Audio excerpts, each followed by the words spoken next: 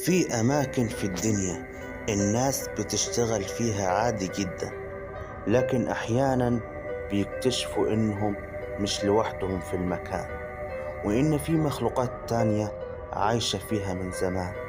القصة اللي هحكيها النهاردة حصلت فعلا في مصر، قصة وادي الجن في صحراء مصر.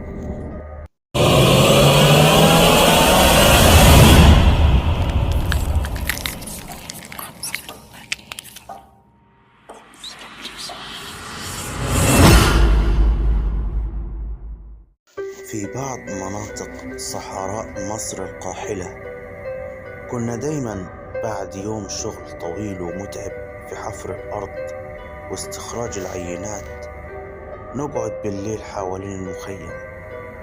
بعض المتخصصين مننا كانوا بيفحصوا العينات طول الليل، والبعض التاني كان بينام فورا من التعب.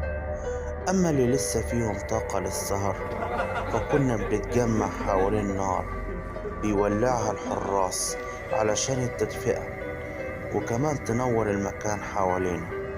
وكان بعض الجنود بيجهزوا لينا العشاء في حلل كبيرة تكفي كل الناس اللي قاعدة.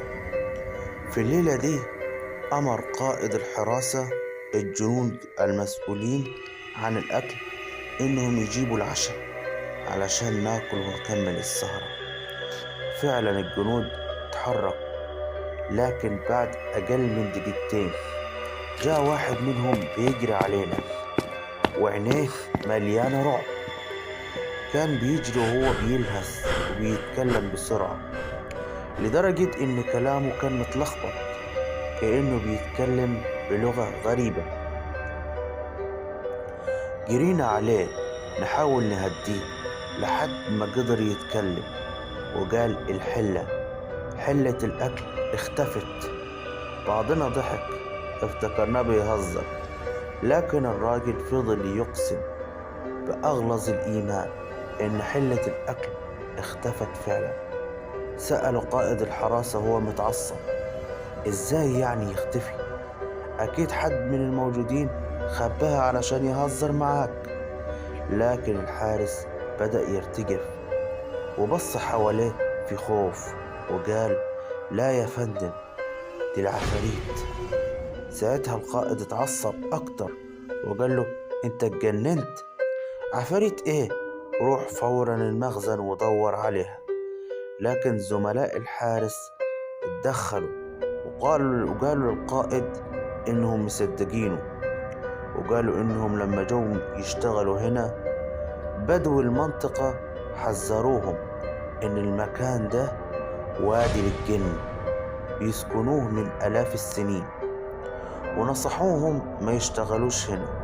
القائد رد بسخرية، يعني الجن بيسرقوا حلة الأكل؟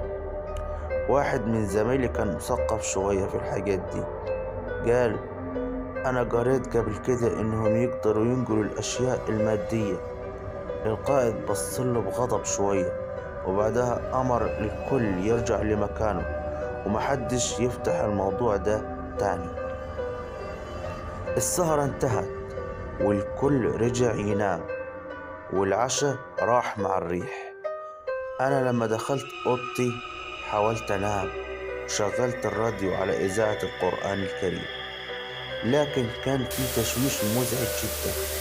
قلت يمكن علشان إحنا بعيد عن أي عمران. كل ما كنت أبدأ أنام كنت أسمع خبط على الباب والجدران، أصحى وأسكت شوية وبعدها يتكرر تاني لحد ما اتعصبت وقمت فتحت الباب. المفاجأة إن قائد الحراسة فتح بابه في نفس اللحظة.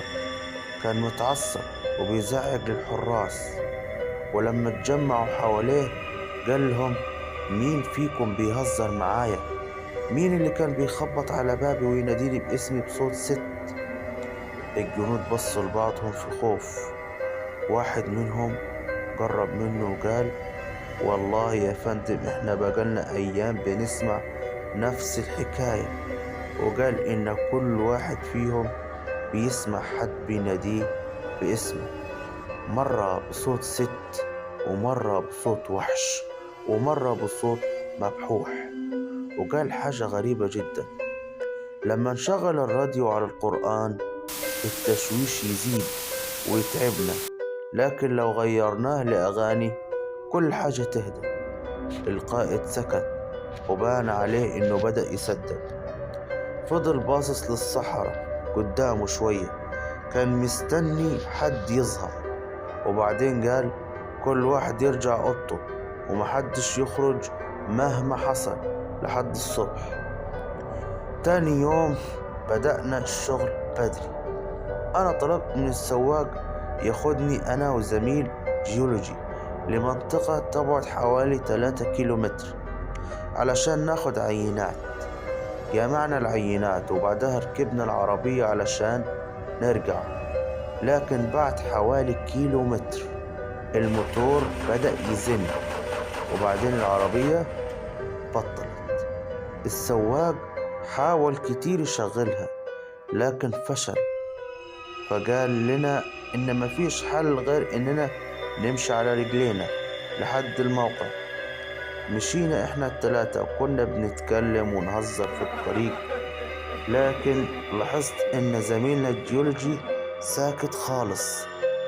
بصيت له وقلت: مالك، مش هتشاركنا الكلام؟ ما ردش.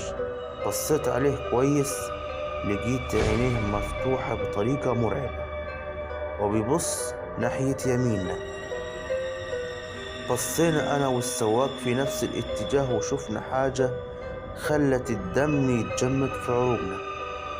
كان فيه راجل ماشي جنبنا على بعد أمتار قليلة، هدومه مقطعة ومهلهلة، إيديه طويلة بطريقة غريبة، ولسانه متدلي من بقه، وكان فيه نابين طوال بشكل غير طبيعي، وماشي بخطوات ضيقة وسريعة كأن رجليه مربوطين بحبل.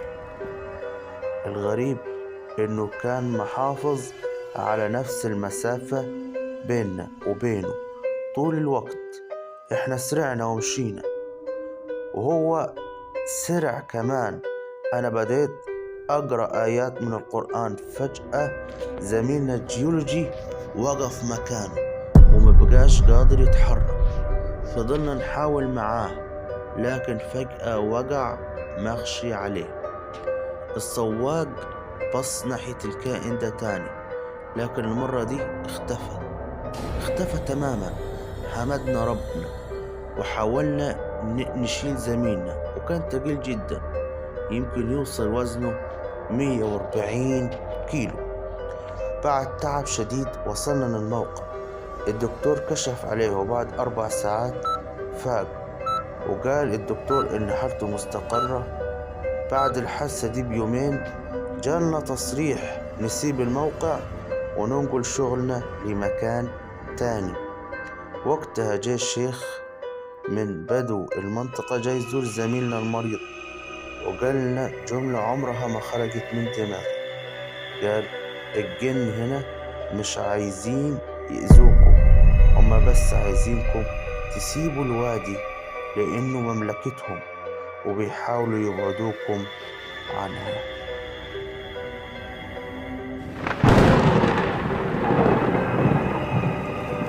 يمكن اللي حصل الليلة دي انتهى، لكن السؤال الحقيقي: هل فعلا الشيء اللي قابلوه اختفى ولا لسه موجود في مكان ما؟ يا ترى هل مستني حد تاني يكرر نفس الغلطة؟